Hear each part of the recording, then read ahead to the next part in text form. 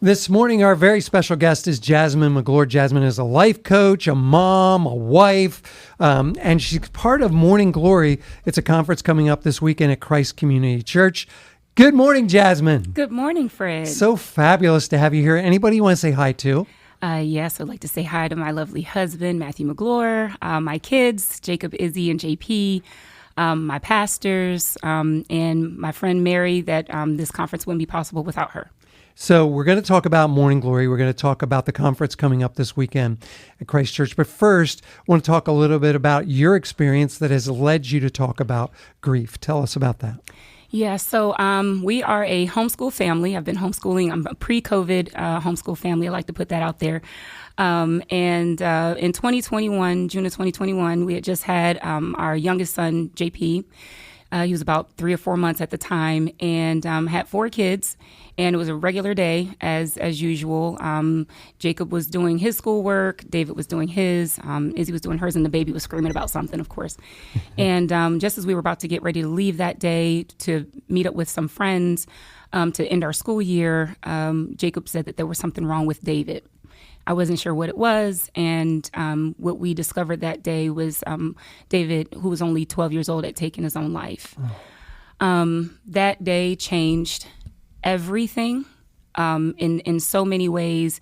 I lost myself. Of course, I obviously lost my son, but there were so many losses that took place. A lot, like I said, a loss of myself, a loss of, who am I as a mother? I just kind of came to a dead end, not knowing what to do next or who to be next or what to believe next, because we spent the next 2 days just praying and really trying, believing that he would come back to us, that some miracle would happen. And when we didn't get the miracle, I think that was that second layer of devastation. Right. Was now what do I do with my faith that I thought would redeem the situation in this way? So I ended up writing a book called If He Doesn't, and that kind of helped me journal through some of my grief and all the different grievances that I was experiencing at the time. Let's talk a little bit about the book, If He Does It. Tell a little bit about your experience of writing that book. How did you even go on? How did you even start? Oh, man. So I naturally write anyway, and journaling has always helped me.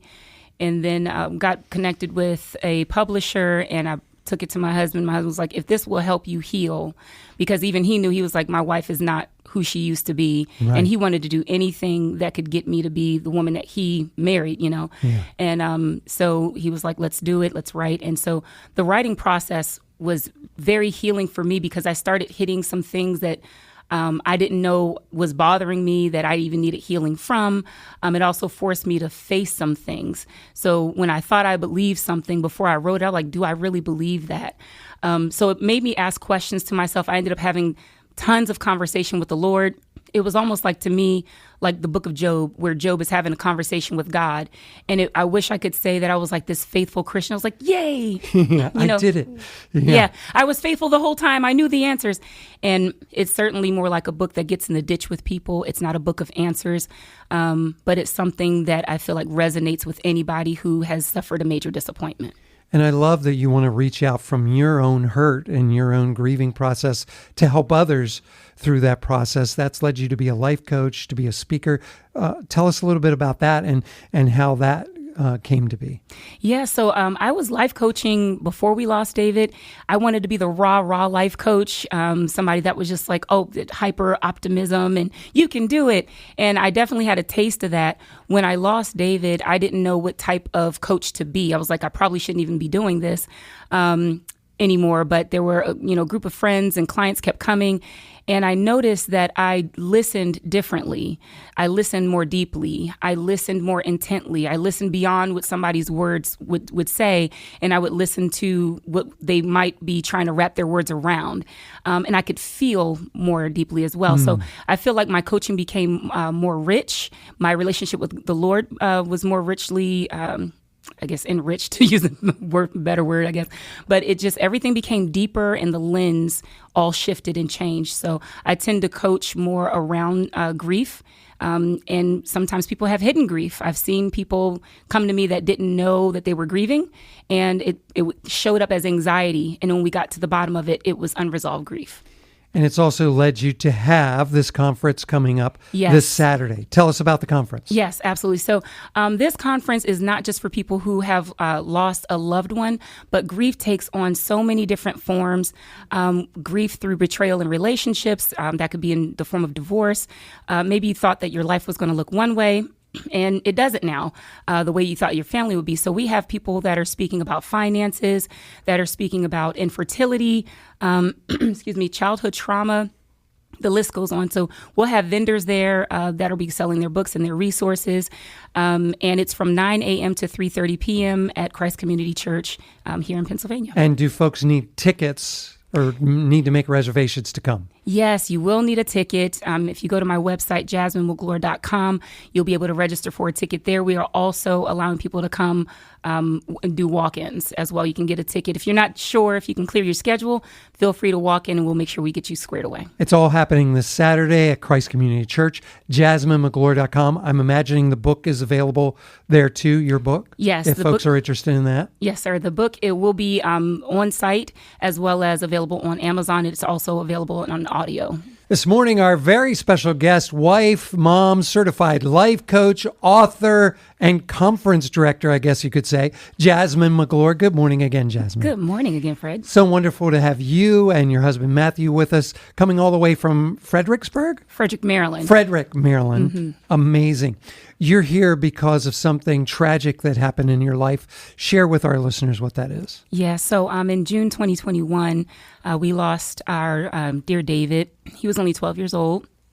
He took his own life and left a gaping hole in our hearts and in our lives. And we've been on the journey of grief, healing, and repair and restoration ever since. And tell us about the title of your book again. So the title of my book is If He Doesn't, and it's referring to God, like what happens, what do we do when God doesn't show up in the way that you thought he would? And it references Daniel 3, where, the three Hebrew boys, they're in the fire, and they were like, well, God is able to do it, but even if he doesn't.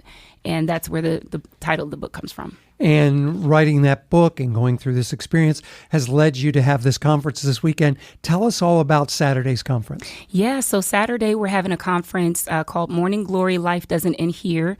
And it's going to be held at Christ Community Church. Actually, Liam's mom, Sharon Spurk, is going to be speaking. She wrote an amazing book called The Redemption of a Royal Mess.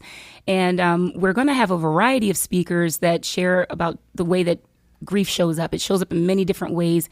It's not just through losing a loved one, but the loss of a dream, the loss of a hope, the loss of a job, the loss, betrayal, just all the different ways that grief can show up in our lives. So what time does it kick off on Saturday? 9 a.m. Actually, doors open at 8 because we want you to peruse all the resources that we have available.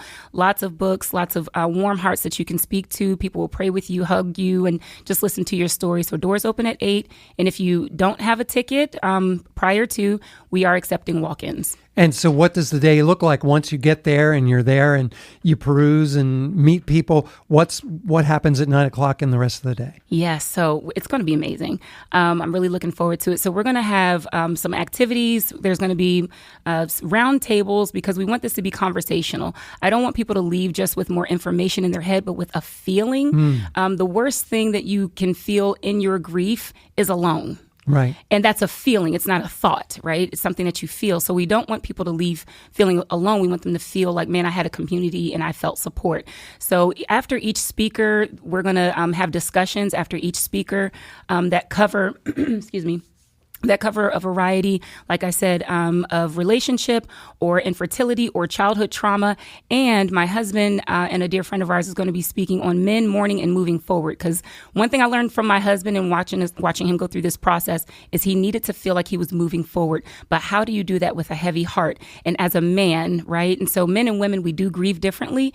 So we're going to have a whole segment where him and Tim, who is also a publisher, they're going to share and talk directly to the men. We were talking about your book coming out or even coming on the radio, that the enthusiasm or excitement about having a conference this weekend has to be balanced with the fact that there's pain that has brought you to this point. Exactly. Yeah.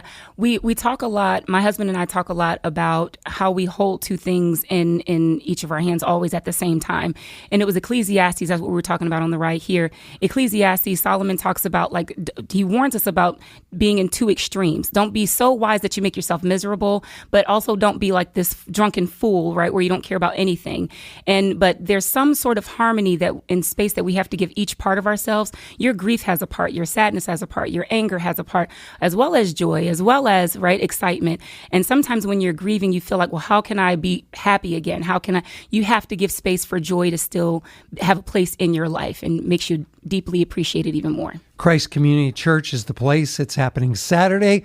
Morning Glory. Life doesn't end here.